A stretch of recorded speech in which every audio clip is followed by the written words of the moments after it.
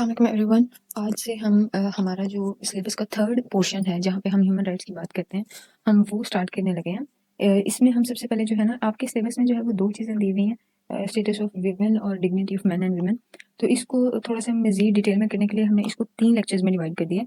तो उसका ये हमारा फर्स्ट पार्ट होगा जिसमें हम पढ़ेंगे कि प्रोविज़न ऑफ ह्यूमन राइट्स इन इस्लाम, ठीक है? इस्लाम में ह्यूमन राइट्स है क्या? तो इस्लाम जो है वो एक कंप्लीट डिवाइनली गाइडेड सिस्टम है और सबसे पहले जो है ह्यूमन राइट्स की बात भी एज अ रिलीजन जो है वो इस्लाम ने ही की थी, ठीक है?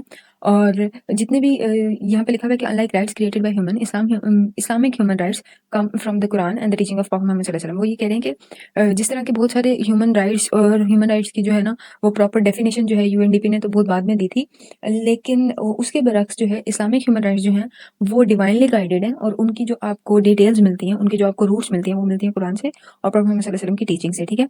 और these rights apply to everyone regardless of race, gender और religion and remain relevant across all the times and society. वो ये कह रहे हैं कि लाजमी नहीं है कि इन राइट्स को जो है अप्लाई करने के लिए वन मस्ट बी अ मुस्लिम। ये राइट्स जो है वो हर एक पे अप्लाई होते हैं, उसकी रेस से, जेंडर से, रिलीजन से, regardless of all these things, ठीक है?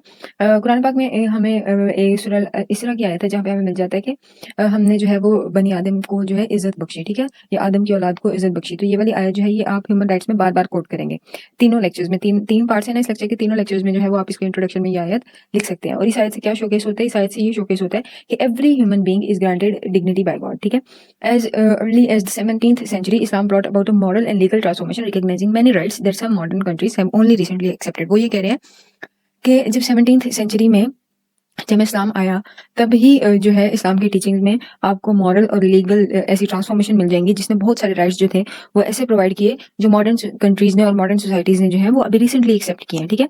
तो यूएनडीपी की जो है यूएनडीपी कैसे डिफाइन करता है ह्यूमन राइट्स को? वो कहता है कि those rights that every individual possesses by virtue of being human. वो कह रहे हैं कि ऐसे राइट्स जो बीइंग अ ह्यूमन सबके पास हैं, irrespective of the race, irrespective of the gender, वो सबके पास हैं, उनको कहते हैं human rights. These rights are universal and must be upheld without discrimination. वो कह रहे हैं कि ये वाले राइट्स जो हैं ये यूनिवर्सल हैं और इनमें कोई भी डिस्क्रिमिनेशन नहीं होनी चाहिए, ठीक है? This modern understanding closely align with Islamic teachings. वो कह रहे हैं कि ये वाली अंडरस्टैंडिंग जो है ये बहुत मॉडर्न है, ठीक है? और ये जो है वो बहुत ज्यादा क्लोजली अलाइन करती है जो 17th सेंचुरी में इस्लामिक टीचिंग जो थी उसके साथ, विच एम्फसाइज सच राइट्स ओवर 1400 ईयर्स अगो, ठीक है?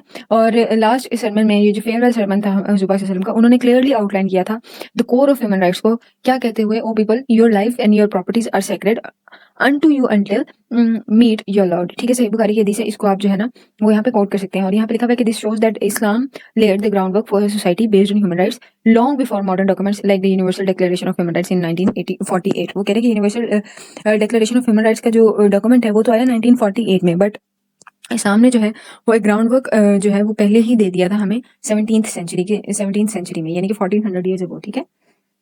अच्छा जी, इसका जो है ना अब इसकी बहुत सारी डिटेल्स हैं, यानी कि ह्यूमन राइट्स कौन-कौन से हैं, बहुत सारे हैं। तो वो सारे जो है ना वो हम एक-एक करके यहाँ पे देख लेंगे।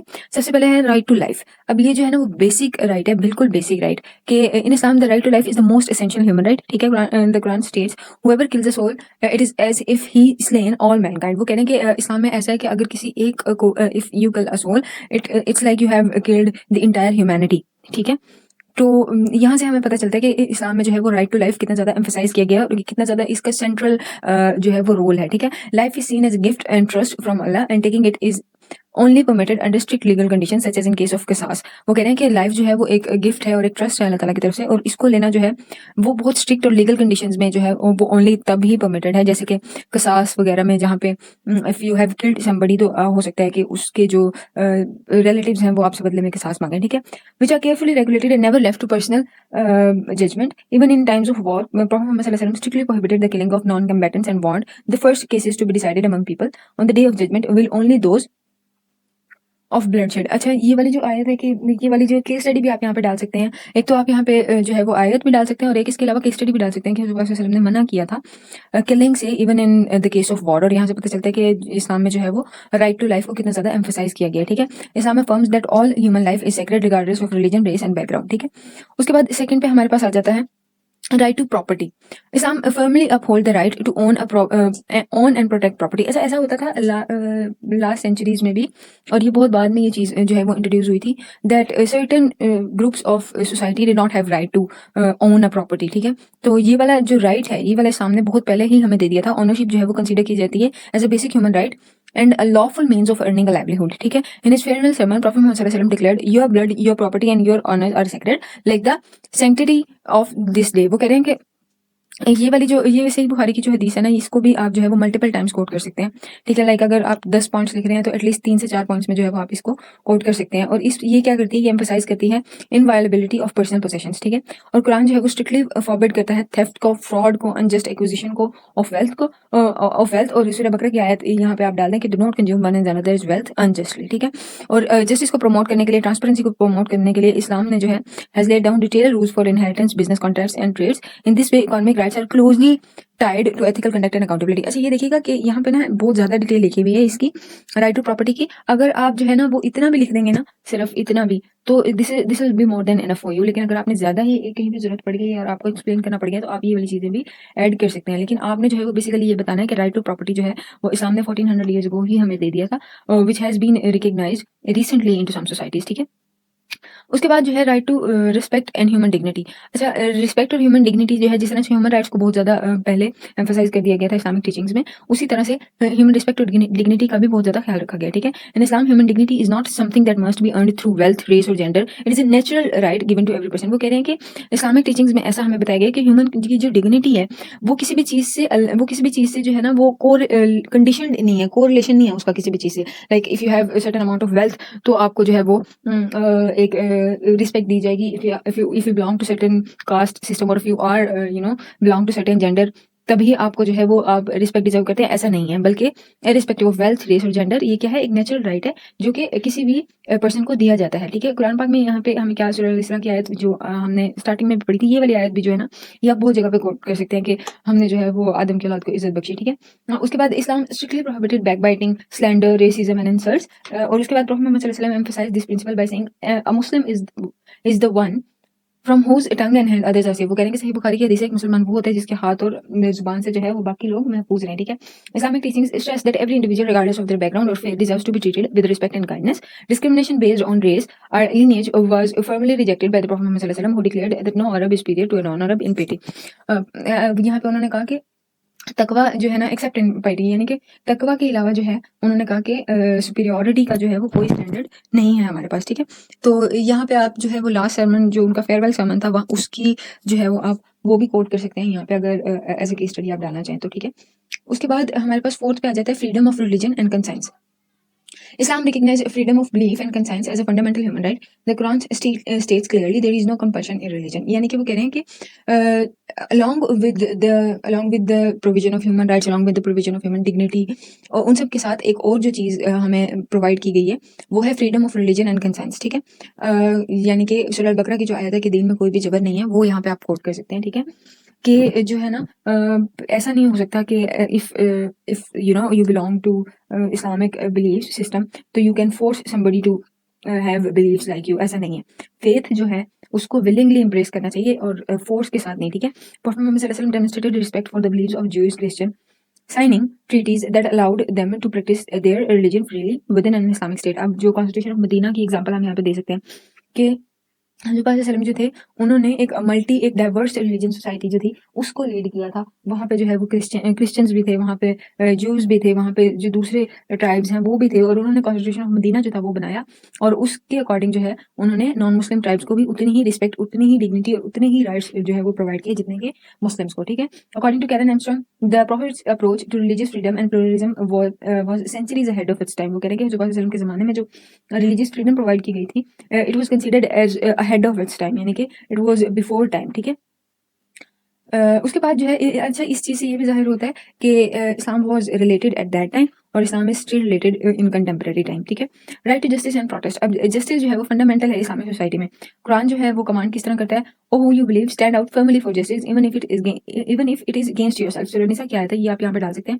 इस्लाम जो है वो प्रोहिबिट करता है नाइंसाफी को from both rulers and ordinary people. The right to express grievances and protest peacefully is the core principle in Islamic teachings. वो कह रहे हैं कि जो है कोर इस्लामिक टीचिंग्स में ये आता है कि आपके पास जो है वो प्रोटेस्ट करने का राइट है, पीसफुल प्रोटेस्ट करने का आपके पास जो है वो अपने मसाइल को एक्सप्लेन करने का, एक्सप्रेस करने का जो है वो राइट है. प्रॉफेट मोहम्मद सल्लल्लाहु अलैहि वसल्लम की सेइंग यहाँ पे आप डाल सकते हैं कि सही अल बुखारी की हदीस है कि help your brother whether he is an oppressor और oppressed. When asked how to assist the oppressor he replied by stopping him from operation.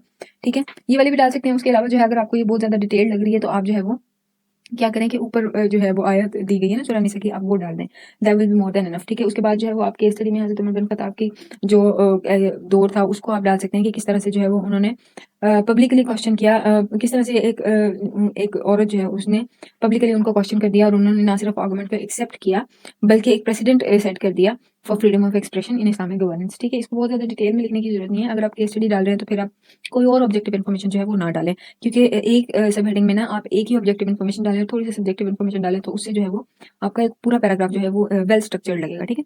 उसके बाद आ जाता है हमारे पास right to earn an economic security. Islam emphasise economic rights as central to human dignity.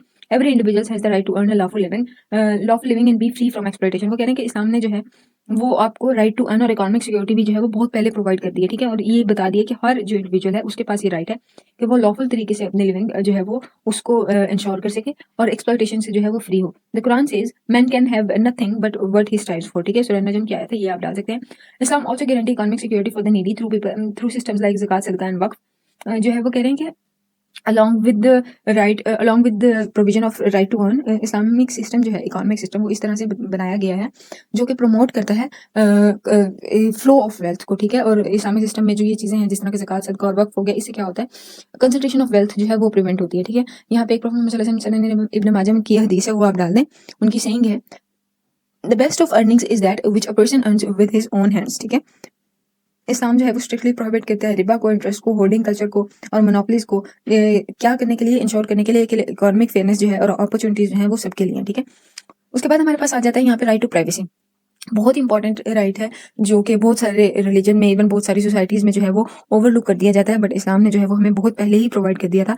इस्लाम जो है वो पर्सनल प्राइवेसी का बहुत ज़्यादा ख्याल रखता है। कुरान पाक में ये कहा गया कि O who you believe do not enter houses other than you own without permission. वो कहने की परमिशन के बिना जो है सूरह नूह में ये कहा गया कि आपने किसी के हाउस में एंटर भी नहीं होना। यहाँ से पता चलता है कि प्राइवेसी जो है उसको कितना ज़्यादा इंपॉर्टेंस दी गई है, ठीक है। उसको कितना सेंट्रल फोकस दिया गया है। Spying and surveillance are forbidden, do not spy on another. सूरह हजरात की आयत है। इन दोनों में से कोई आप एक डाल दें आयत जो है, और उसके बाद जो है वो आप जो है वो एक हदीस भी यहाँ पे सही मुस्लिम की डाल सकते हैं कि whoever covers the fault of a Muslim, Allah will cover his faults on the day of judgment, ठीक है।